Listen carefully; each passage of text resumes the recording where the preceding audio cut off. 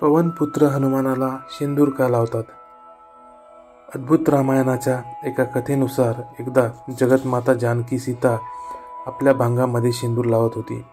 त्यावेळी हनुमान आले आणि सीता माताला शेंदूर लावताना पाहून ते म्हणाले, माता, हा लाल द्रव्य आहे ते काय आहे?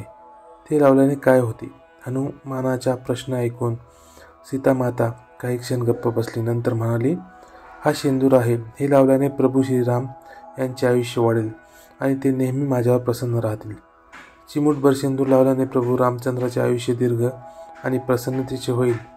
हे माता जानकीच्या मुखातून ऐकून श्री हनुमानाने विचार केला की जर मी थोडेसे शेंदूर लावल्याने प्रभूंची आयु दीर्घ होते, तर का नाही मी माझ्या संपूर्ण शरीराला शेंदूर लावून प्रभूला अजरामर बनवू. आणि हनुमानाने तसेच केले. संपूर्ण शरीराला शेंदूर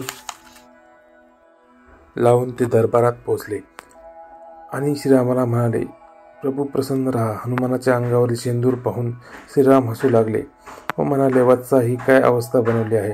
तेव्हा हनुमानाने सर्व वृत्तांत सांगितला. सर्व ऐकून श्रीराम अत्यंत प्रसन्न झाले आणि म्हणाले, वत्स, तुझ्यासारखा माझा भक्त दुसरा कोणी नाही. त्यानंतर त्यांनी हनुमानाला अमरत्व प्रदान केले. तेव्हापासून हनुमानावर शेंदूर लावला जातो. श्रीराम भक्त हनुमान की जय.